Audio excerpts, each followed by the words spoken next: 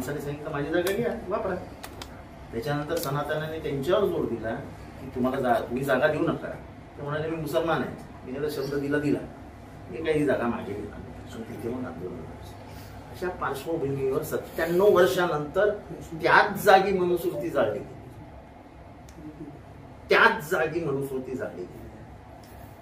आमच्याकडनं चूक झाली, त्याच्याबद्दल माफी मागितली. त्याच्यानंतर आमच्यावर गुन्हे दाखल झाले. मला फाशी द्या, मला फाशी द्या. मी मनुस्मृती आणि मनुवादाच्या, सनातनी मनोवादाच्या विरोधात उभा राहणार. मरणाला न घाबरणाऱ्या कार्यकर्त्यांना जो जातीभेद, जो वर्णाश्रम, जो वर्णवर्चस्ववाद, जो स्त्री द्वेषाची बीजे पेरली गेली, स्त्रीला आपल्या समाजात मान्यताच नव्हती. महात्मा ज्योतिबा फुले आले नसते तर स्त्रिया शिकल्याच नसत्या.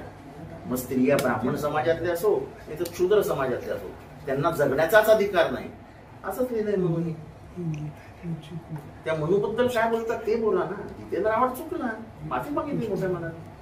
आणि मला आनंद आहे की छगन भुजबळ उघडपणाने म्हणाले की त्याचा उद्देश बघा काय तो. जयंत पाटील म्हणाले त्याचा उद्देश बघा काय तो. सुषमा अंधारे म्हणाले त्याचा उद्देश बघा काय तो.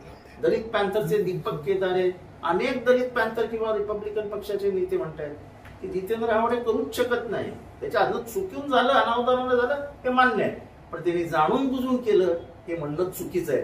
करूच शकत नाही, हे अनावधानाने त्यांच्याकडनं झालेलं आहे. आणि त्यांनी माफी मागितली. त्याच्याबद्दल एवढा मोठा का करायचं? मला त्याच्याबद्दल बोलायचं आहे की कालपासून आजपर्यंत सगळीकडे फक्त जितेंद्र आव्हाड, पोरशे, अग्रवाल, टावरे, रक्त,